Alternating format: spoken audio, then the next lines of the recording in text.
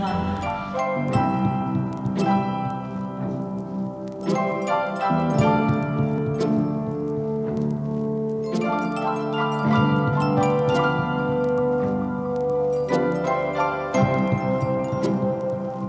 far as abortion question is concerned, certainly you can observe that the society, which in the very beginning, when the abortion debate has started, was completely not supportive to restrictions. But after now 17 years of debates, permanent debates, of course the language has changed and positions of many members of the society also became more, I would say, restrictive, and also a new generation of people were born for whom restrictive legislation is a legal reality of this country. When I was born, for me it was obvious that abortion is legal, but for new generations this is the reality, and for them liberalizing would be something, a radical change. Polityka rządu obecnie w Polsce prorodzinna polega na lansowaniu modelu rodziny z dużą ilością dzieci.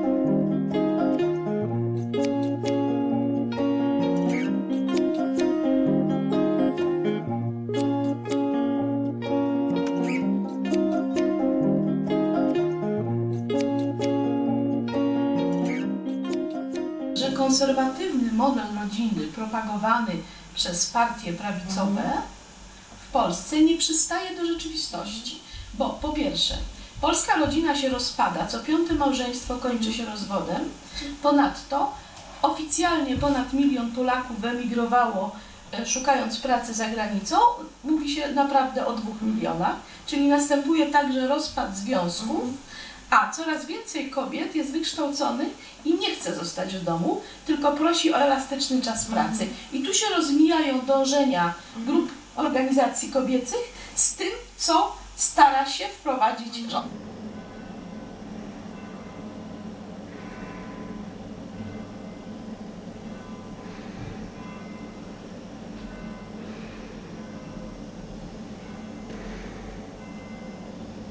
W tej chwili w Polsce nie ma żadnej partii, która by głośno odważyła się powiedzieć, że kobieta ma prawo usunąć ciążę, jeżeli widzi taką potrzebę. There was no natural civil society development under communism. The natural movement was broken. So, for example, in the beginning of before the World War II, we had a lot of women's groups of all kinds, from feminist type into more like women's kind, those charity groups. But that was completely, closed and disappeared. And so in the beginning of the 90s, we had to start from the beginning. So this is one of the reasons that, for many years was nothing. So, and of course, in this case, when the church is a very important key player on the scene, and even the strongest movement wouldn't be successful to oppose. And if you can count organizations with your fingers. Probably the most visible was the fact that women's groups got very much involved in gay pride.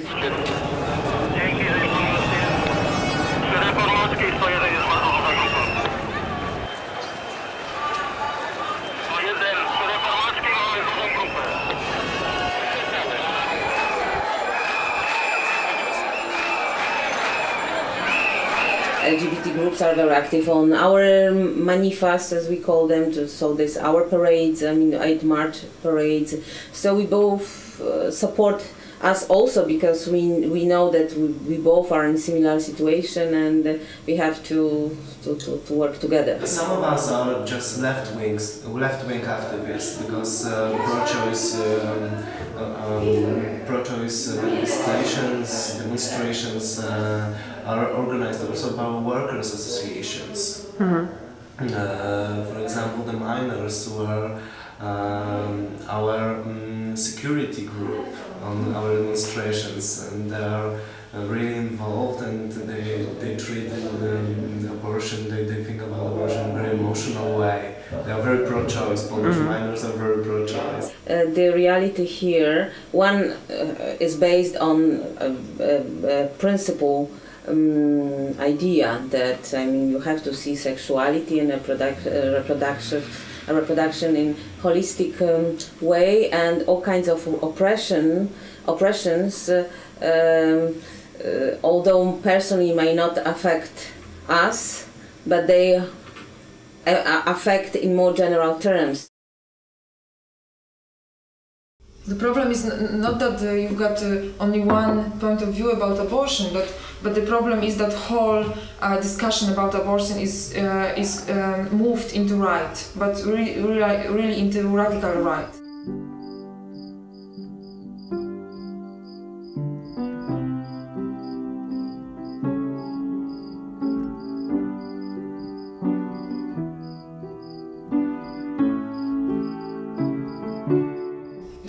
Stereotypes about you, and you can't say what you really think, but you have to fight with the stereotypes about you.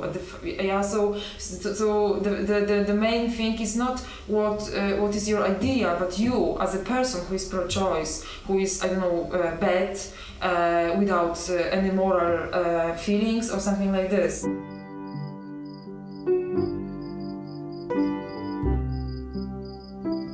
The general attitude of media, if I were to generalize, has changed a lot since the beginning of '90s until now.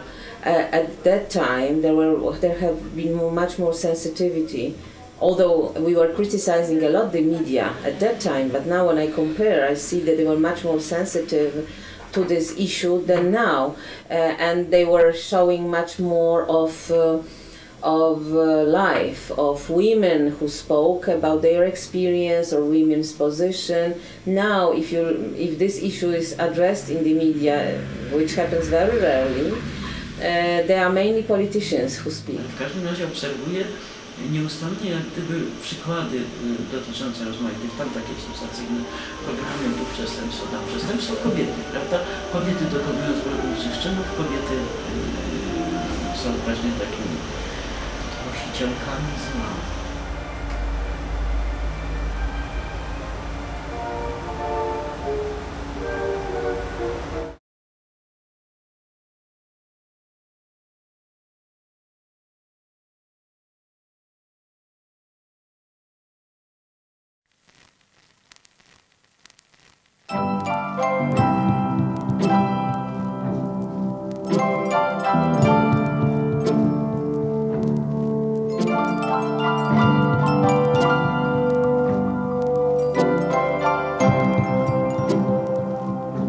Pour toujours mon ange, mes condoléances,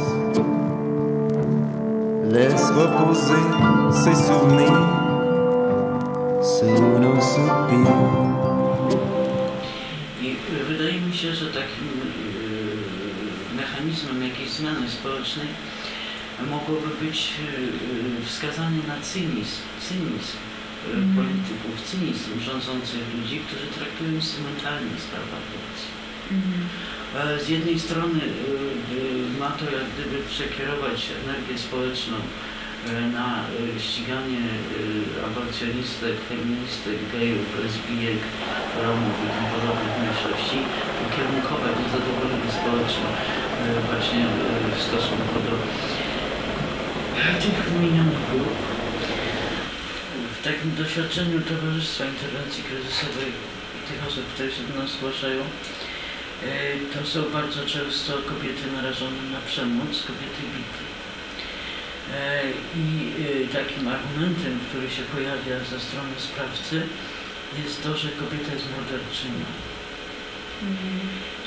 Że dokonała kiedyś aborcji, nawet w takich okolicznościach, że ten partner ją do tego zmusił, Jednak to pojawia się jako podstawowe usprawiedliwienie przemocy w stosunku do mnie. Ona jest morderczynią. No, że również dochodzi do takiego uwewnętrznienia przez kobiety tej wizji. Kobiety są bardzo silnie indukowane poczuciem winy za dokonaną aborcję.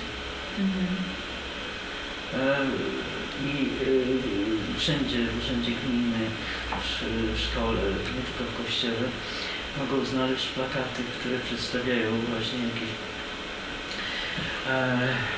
informacje o cierpieniach domniemanych tych płodów, rozszarpane te zwłoki płodów i w ich głowach również jest poczucie, że być może rzeczywiście dokonał jakiejś strasznej zbrodni.